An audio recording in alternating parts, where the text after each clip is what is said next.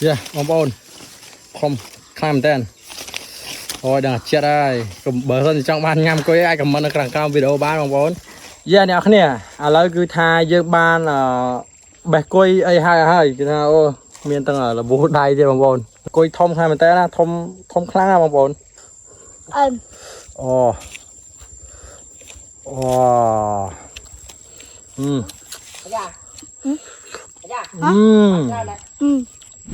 គណៈពេលនេះយើងកំពុងតែមកដល់ដើមគុយគឺថាដើមគុយខ្ពស់ខ្លាំងមែនតើណាបងប្អូននេះគុយនេះគឺ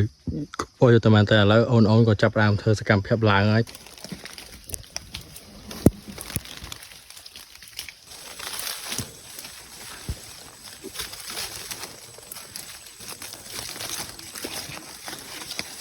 nếu mà em tông cho em mình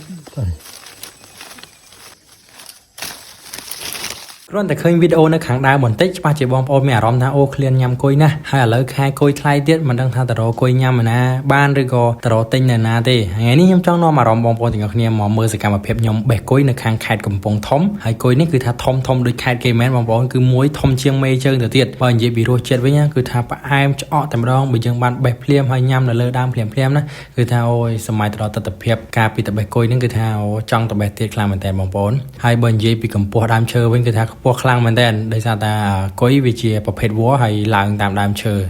ខ្ពស់គឺគុយនៅខ្ពស់បើដើមឈើទាបគឺគុយនៅទាបបងប្អូនអ្នកដែលគាត់ធ្លាប់បេះគុយគាត់ដឹងហើយនេះបងប្អូនគឺថាមួយចកោមគឺថាអូតំណងញ៉ាំខ្លាំងមែនតើបាទបងប្អូនហើយបងប្អូនណាខ្លះដែលបានញ៉ាំគុយនៅក្នុងឆ្នាំថ្មីនេះហើយបងប្អូនណាដែលអត់ទាន់បានញ៉ាំឬក៏អត់ទាន់បានទិញញ៉ាំទេអាចទៅរកទិញញ៉ាំបានបើសិនជាសម្រាប់បងប្អូនអ្នកនៅក្នុងខេត្តសៀមរាបគឺតាមតំបន់អង្គរឥឡូវគេដូចជាគេចាប់ផ្ដើមលក់បដាហើយបងប្អូនហើយសម្រាប់គុយនេះខ្ញុំបញ្ជាក់បន្ថែមថាខ្ញុំទៅបេះនៅខាងខេត្តកំពង់ធំទេនិយាយទៅច្រើនខ្លាំងមែនតើមកដើមនេះដោយសារតែអត់ទាន់មានអ្នកមកឃើញមកបេះអញ្ចឹងទៅក៏យើងបេះបានច្រើនហើយបន្ទាប់ពីបេះហើយយើងចាប់ផ្ដើមរើសដាក់ធុងហើយយកមកផ្ទះនិយាយទៅបេះបានតែម្ហូបទេបងប្អូនអើយបើសិនជាបេះបានច្រើនប្រហែលជាត្រូវយកផ្ញើ top fan ខ្លះហើយប៉ុន្តែបេះបានដល់ខ្ទង់ប្រហែលជា20 30 ផ្លែបងប្អូនអ្នកគ្នាឥឡូវគឺថាយើងបាន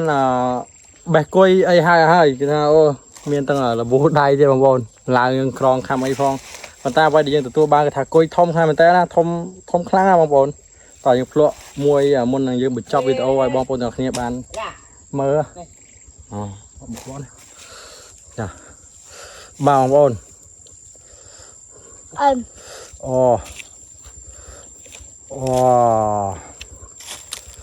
ធំចូលមួយ